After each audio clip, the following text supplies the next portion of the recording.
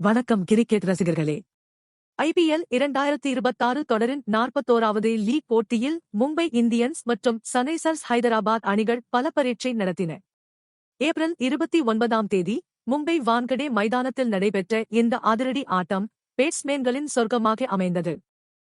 வான்கடே மைதானத்தில் டாஸ் வென்ற Mumbai Indians captain Hardik Pandya எந்தவித தயக்கமும் இன்றி முதலில் பேட்டிங்கை தேர்வு செய்தார். மும்பை அணியின் தொடக்க வீரர்களாக ரயன் ரிக்கெல்டன் மற்றும் வில் ஜாக்ஸ் களமிறங்கினார்கள். ஆரம்பம் முதலே சன்ரைசர்ஸ் பந்து வீச்சாளர்களை இந்த ஜோடி திணறடித்தது. அதிரடியாக விளையாடிய வில் ஜாக்ஸ் 22 பந்துகளில் 46 ரன்கள் குவித்து ஆட்டமிழந்தார். இவரும் ரிக்கெல்டனும் இணைந்து முதல் விக்கெட்டுக்கு வெறும் 43 பந்துகளில் 93 ரன்கள் சேர்த்தனர். வில் ஜாக்ஸ் வெளியேறிய பிறகும் ரயன் ரிக்கெல்டனின் ருத்ரதாண்டவம் குறையவில்லை. வான்கடே மைதானத்தின் நாலாபுறமும் பந்துகளை சிதறடித்த அவர் மும்பை இந்தியன்ஸ் அணிக்காக அதிவேக சதத்தை பதிவு செய்தார். வெறும் 44 பந்துகளில் தனது சதத்தை எட்டிய அவர் இறுதிவரை ஆட்டமிழக்காமல் 55 பந்துகளில் 123 ரன்களை குவித்தார். அவருக்கு துணையாக ஹர்திக் பாண்டியா 15 பந்துகளில் 31 ரன்கள் சேர்த்தார். நமந்தர் 17 பந்துகளில் 22 ரன்கள் எடுத்தார். சூரியகுமார் யாதவ் 5 ரன்களும் திலக் வர்மா 7 ரன்களும் எடுத்து ஆட்டமிழந்தனர். சன்ரைசர்ஸ் தரப்பில் பிரபுல் ஹிங்கே 4 ஓவர்கள் வீசி 54 ரன்களை விட்டுக் கொடுத்து 2 விக்கெட்டுகளை வீழ்த்தினார். நிதிஷ் குமார் ரெட்டி, ஈஷான் மலிங்கா மற்றும் சாகிப் உசேன் தலா ஒரு விக்கெட்டை வீழ்த்தினர். 20 ஓவர்கள் முடிவில் மும்பை அணி 5 விக்கெட் இழப்புக்கு 243 ரன்கள் என்ற மாபெரும் இலக்கை நிர்ணயித்தது. 244 ரன்கள் என்ற கடினமான இலக்கை நோக்கி சன்ரைசர்ஸ் ஹைதராபாத் அணி களமிறங்கியது.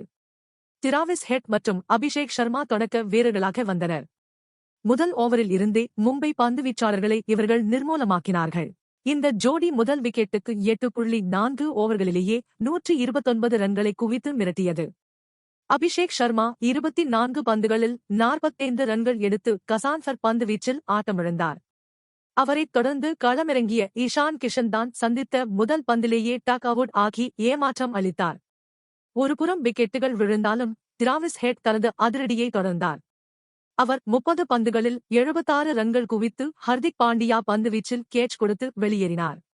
இதன் பின்னர் ஜோடி சேர்ந்த ஹென்ரிக் கிளாசன் மற்றும் நிதிஷ் குமார் ரெட்டி பொறுப்புடன் ஆடினர். நிதிஷ் குமார் 17 பந்துகளில் 21 ரன்கள் எடுத்து ஆட்டமிழந்தார்.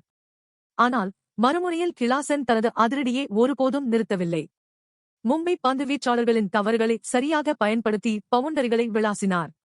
போட்டியின் இறுதிக்கட்டத்தில் சலில் அரோரா கிளாசனுடன் இணைந்தார்.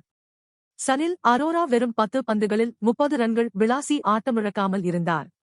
மறுமுனையில் ஆட்டநாயகன் விருதை வென்ற ஹென்ரிக் கிளாசன் 30 பந்துகளில் 65 ரன்கள் குவித்து இறுதிவரை ஆட்டமிழக்காமல் களத்தில் நின்றார்.